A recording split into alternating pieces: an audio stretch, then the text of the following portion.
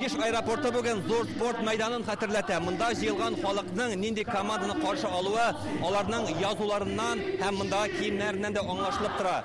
2024 елгы ЕФА юлы чемпионнары легендар КамАЗ Мастер командасын каршы алалар. Җиңүчеләрне иң беренчеләрдән булып КамАЗ заводы генераль директоры Сергей Кагогин һәм Ярчалы шәһәре мэры Наил Мәхдиев сәламләде. Сегодняшняя победа, она, наверное, особенно цена для нас. Әлеге җиңүнең кыйммәте аеруча зур, чөнки бүген команданың туган көне. КамАЗ Мастер оешуына 36 ел. Нәкъ менә 36 ел ул җиңүләргә таба барды. Башта кечкенә генә команда иде бу, хәзер дөнья дәрәҗәсендә танылдылар. Ярышларның һәр көнендә алар белән элемтәдә тордык. Шундый батыр егетләр белән горурланабыз.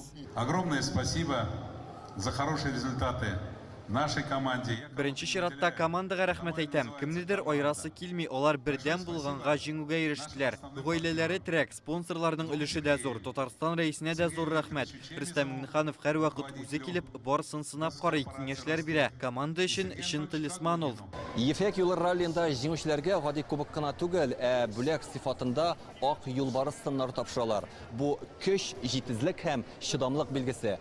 Бу ел йөк автомобильләре классында КамАЗ Мастер командасыннан Дмитрий Сотников экипажы җиңүче булып танылды. Бу чаллы егетенең әлеге халыкара ярышта инде 5нче уңышы. Ул ЕФА юлында рекорд күрсәткеч. Ул әлеге уңышны команданың бердәмлеге белән бәйләп аңлатты. Здесь вся команда отработала. Бу команданың уртак җиңүе уңышка ирешү өчен һәркем үз өлешен кертте. Ел башыннан ук техник, физик яктан да тырышып әзерләндек. Күп көч куйдык. Техникалар сынатмады. Техника өчен минем айрым горурлык, чөнки үзем техника өчен җаваплымын ая. Шуның өчен бик әйбәт ярыш килеп чыкты. Менә бу безнең Ак Тигр, бу безнең экипажның гына түгел, һәр бөтен команданың да бүләге.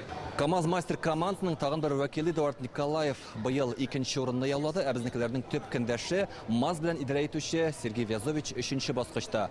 Команданың җитәкчесе Эдуард Николаев безгә быелгы ярышның үзенчәлекләре турында сөйләде. Очень интересный был в этом году маршрут. Быел маршрут үзенчәлекле иде. Монголиядә беренче тапкыр бардык. Ул үзенең табигате, юллары, таулы участоклары белән шаккаттырды. Җиңел булмады, көндәшебез дә көчле иде. Песками, камнями, очень было непросто. Бигиш аэропортына КамАЗ Мастер командасы узышчыларының гаиләләре, якын кешеләре җыелган. Алар ярышның һәр этабын җентекләп карап бардык диләр. Команданың җиңүе безнең өчен горурлык, безнең шәһәребез өчен, безнең республика өчен, безнең кешеләрнең куллары белән ясалган машиналар елдан ел беренче урыннар ала.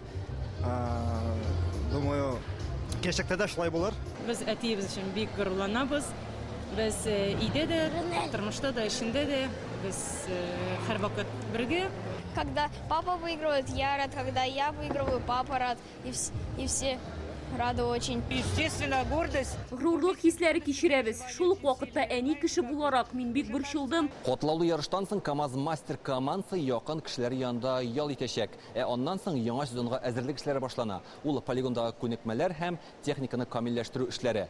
Иң мөһиме, яуланган җиңүне алга таба да саклап калырга кирәк. Илдар Сафиуллин, Булат Абдулманов, Яңа гасыр каналы.